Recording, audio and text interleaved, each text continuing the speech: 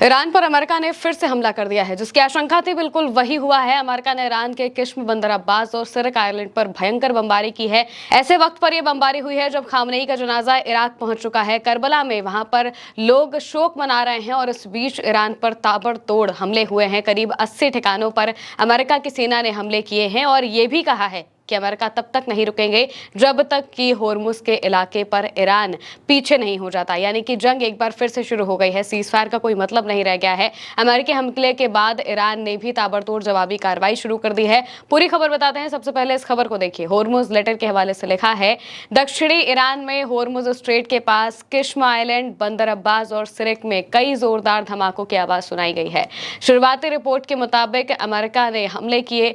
Hormuz letter के हवाले से आगे लिखा हुआ है कि अमेरिका ने ईरान के दक्षिणी तट पर सिरक पोर्ट पर IRGC की तेज रफ्तार नावों पर हमला किया, जिससे नावें आग की लपटों में घिर गई। तस्वीर भी सामने आई है जिसमें फास्ट बोट पर हमला होता दिखाई दिया है और ये जो फास्ट बोट है ये पूरी आग में जलती हुई दिखाई दी है। इसके अलावा बंदर अब्बास से तस्वीरें सामने आई जहां पर पोर्ट पर हमला होता है और पोर्ट से काफी जो घना धुआं है वो उठता हुआ दिखाई देता है। आग की लपटें दिखाई देती हैं तस्वीरों में और इससे पता चलता है कि किस तरीके से अमेरिका ने रात में, आधी रात में यह हमला किया है और ऐसे वक्त पर यह हमला किया है जब ईरान के लोग पहले से ही शोक में डूबे हैं। यानी कि घात लगाकर यह हमला किया गया है ईरान के ऊपर और तो और खास तौर से होर्मुज के आसपास के इलाकों पर यह हमला किया गया है। होर्मुज के पास में ही किश्म आइलैंड है, बंदर अब्बास है, यहाँ तक कि खर्ग आइलैंड पर भी हमला किया गया क्योंकि वहां पर ईरान के सबसे जरूरी इंफ्रास्ट्रक्चर मौजूद है। इन सब जगहों पर हमला किया गया है ताकि ईरान को रोका जा सके होर्मुज के इलाके पर कंट्रोल करने से। फास्ट बोट्स पर भी हमला इसी वजह से किया गया है क्योंकि इन्हीं फास्ट बोट्स के जरिए जो ईरान है वो हमला करता है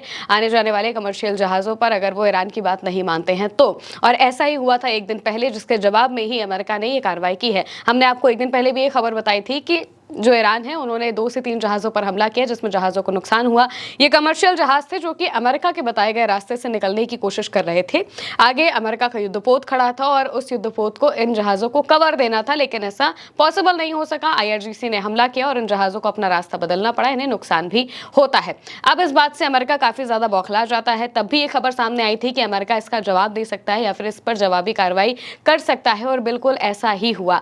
सुबह सुबह बिल्कुल जब ईरान में सुबह के 3 या 4 बजे होंगे उस वक्त हमले किए जाते हैं। 1-2 नहीं बल्कि 80 मिलिट्री ठिकानों पर हमले होते हैं और इन हमले के जरिए ये बताया जाता है कि ईरान होर्मुज के इलाके में कमर्शियल जहाजों पर हमला कर रहा है। इसके जवाब में ही ये हमले किए गए हैं। क्रेडल के हवाले से आगे लिखा गया है कि CNN के रिपोर्टर जैकरी कोहेन ने एक अमेरिकी अधिकारी के हवाले से कहा है कि ईरान पर अमेरिकी हमले सजा हैं, न कि बराबर की जवाबी कार्रवाई, और ये हमले अभी कुछ समय तक जारी रहेंगे। अमेरिका ईरान पर ये हमले इसलिए कर रहा है क्योंकि मंगलवार को स्ट्रेट ऑफ होर्मुज में कुछ जहाजों ने वैकल्पिक रास्ते अपनाए थे और ईरानी सेना के साथ तालमेल बिठाने से इनकार कर दिया था, जिसके जवाब में ईरान ने उन पर हमले किए थे। यानी कि ईरान ने ये जो हमला किया ये इस वजह से किया क्योंकि ये सभी जहाज ईरान के बताए गए रास्ते से नहीं बल्कि दूसरे रास्ते से जाने की कोशिश कर रहे थे। अब ईरान ने पहले से ही कहकर रखा है कि होर्मुज का इलाका हमारे कंट्रोल में है, आपको हम फ्री में जाने की अनुमति दे रहे हैं, बस हम जिस रास्ते से बताएं आप उस रास्ते से जाएं।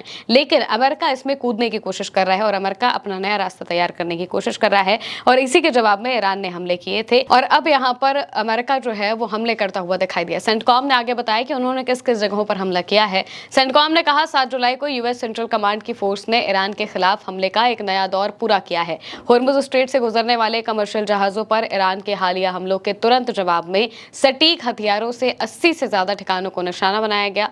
US फोर्स ने ईरान के एयर डिफेंस सिस्टम, कमांड और कंट्रोल नेटवर्क, तटीय रडार साइटों, एंटीशिप मिसाइल क्षमताओं और स्ट्रेट के अंदर व आसपास इस्लामिक रेवोल्यूशनरी गार्ड कॉर्प्स की 60 से ज्यादा छोटी नावों पर हमला किया।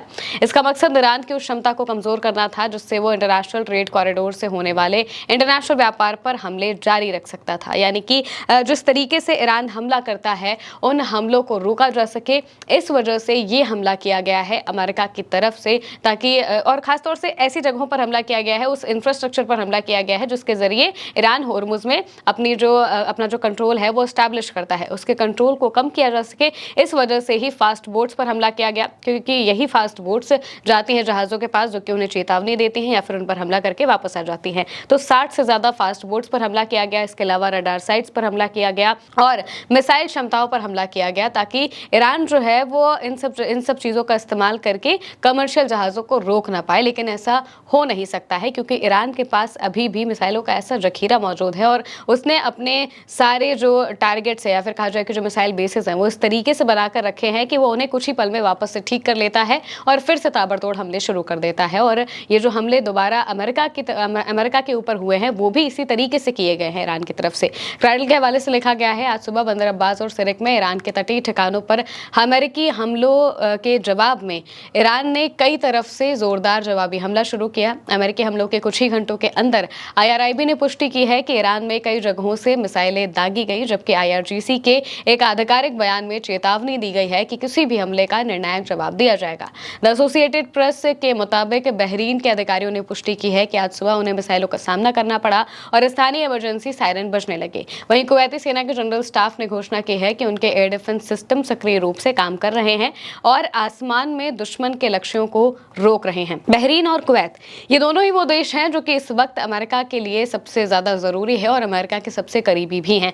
अमेरिकी सेना की जो मदद बहरीन कुवैत कर रहे हैं वो मिडिल ईस्ट में मौजूद और कोई देश नहीं कर रहे हैं। यहाँ तक कि सऊदी अरब तो खामनेई के जनाजे में भी पहुंचा था, तो उन्होंने साफ तौर से मना कर दिया था कि वो अमेरिका के इन हमलों के प्लान्स में नहीं आएंगे। इसी वजह से अब कुवैत और बहरीन ही बचे हैं जो कि ईरान पर हमला करने के लिए अमेरिका को अपनी जमीन दे रहे हैं। और ऐसा माना जा रहा है कि ये जो हमले हुए हैं, रात भर जो हमले हुए, ये कुवैत और बहरीन के जरिए ही की गए, क्योंकि ईरान के जस्ट सामने कुवैत पड़ता है और कुवैत के पास में ही जो खर्ग आइलैंड है वो है, तो खर्ग आइलैंड पर हमला और इसके अलावा जो आसपास की जगह हैं, जो आइलैंड्स हैं, उन पर हमला बहरीन और कुवैत से आसानी से हो सकता है। इस वजह से उन पर हमला किया गया। बाकी जो अमेरिका के युद्धपोत है उनके जरिए होर्मुज के आसपास के इलाकों पर हमला किया गया ताकि यहाँ पर जो ईरान की सेना है वो कमजोर पड़ सके। लेकिन ईरान ने साफ कहा है कि वो कमजोर तो किसी कीमत पर भी नहीं पड़ेगा। एक के बाद एक हमले ईरान ने भी इस जवाबी कार्रवाई में किए हैं। बताया जा रहा है कि अगर अमेरिका ने 80 ठिकानों पर हमले किए हैं तो ईरान ने 85 ठिकानों पर हमले किए हैं। और हमलों के साथ ये भी बताया है कि ये दोहरी जवाबी कार्रवाई है जो की जा रही है। पहले तो वैसे ही ईरान के जो लोग हैं वो अमेरिका से खुन्नस खाए हुए हैं। जब खामनेई का जनाजा निकला तो हर जनाजे के बीच में हम ट्रंप को मार देंगे या फिर किल ट्रंप के जो नारे हैं ये लगातार लगते हुए दिखाई दिए थे। लगातार ऐसे नारे लग रहे थे जिनमें यह कहा जा रहा था कि अमेरिका को तो हम किसी भी कीमत पर नहीं छोड़ेंगे। और अब यहाँ पर जो ईरान कर रहा है, अब जवाबी कार्रवाई कर रहा है और जिस तरीके से अमेरिका ने कहा है कि वो इन हमलों को रोकेंगे नहीं, इसी तरीके से ईरान भी अड़ा हुआ है कि अब बातचीत से बात नहीं बनेगी, अब वापस से हमले ही शुरू होंगे। तो अब हमले शुरू हो चुके हैं, यानी कि मिडिल ईस्ट में तनाव वापस से बढ़ गया है। एक तरफ गम का माहौल है, दूसरी तरफ तनाव भी बढ़ा हुआ है, हमले भी जारी हैं। और अब हमलों के बीच में क्या MOU टिकेगा, सबसे बड़ी बात तो यही है, क्योंकि MOU टिकने के कोई भी हालात दिखाई नहीं दे रहा है। फिलहाल के लिए मेरे यानी महिमा के साथ इस खबर में इतना ही। आप देखते रहिए उल्टा चश्मा यूसी।